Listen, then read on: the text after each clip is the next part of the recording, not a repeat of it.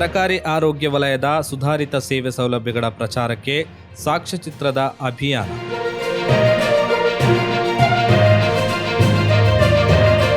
Wipe for lives health Kerala ಅಭಿಯಾನ ವಾಹನ ಪ್ರಚಾರಕ್ಕೆ ಶುಕ್ರವಾರ ಬೆಳಗ್ಗೆ ಕುಂಬಳೆ ಗ್ರಾಮ ಪಂಚಾಯತ್ನಲ್ಲಿ ಸ್ವಾಗತ ನೀಡಲಾಯಿತು.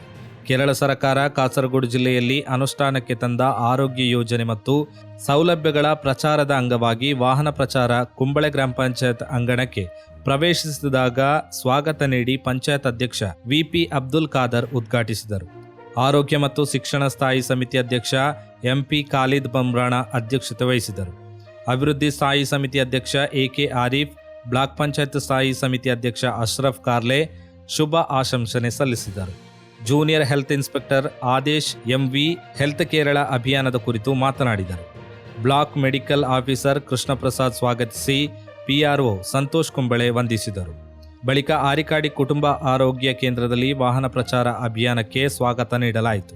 ಕುಟುಂಬ ಆರೋಗ್ಯ ಕೇಂದ್ರ ವೈದ್ಯಾಧಿಕಾರಿ ಸಂಧ್ಯಾ ಕಾರ್ಯಕ್ರಮ ಉದ್ಘಾಟಿಸಿದರು. ಬಳಿಕ ಹಾಲಿ ಫ್ಯಾಮಿಲಿ ಶಾಲೆ ಕುಂಬಳೆ ಇಲ್ಲಿನ ವಿದ್ಯಾರ್ಥಿಗಳು ಆರೋಗ್ಯ ನಾಟಕ ಪ್ರದರ್ಶಿಸಿದರು. Junior health inspector Rehana, junior public health nurse Ashita, Savita, nursing officer Heera, MLSP ಸಿಬ್ಬಂದಿಗಳಾದ ಆರತಿ, ದೀಪಾ, ಜಸಿತಾ, ದಿವ್ಯಾ, ಲ್ಯಾಬ್ ಟೆಕ್ನಿಷಿಯನ್ ಫಾಯಿಶ್ ಶುಭ ಆಶಂಸನೆ ಮಾಡಿದರು. ಸಾರ್ವಜನಿಕರು, ವಿದ್ಯಾರ್ಥಿಗಳು, ಆಶಾ ಕಾರ್ಯಕರ್ತರು ಪಾಲ್ಗೊಂಡರು.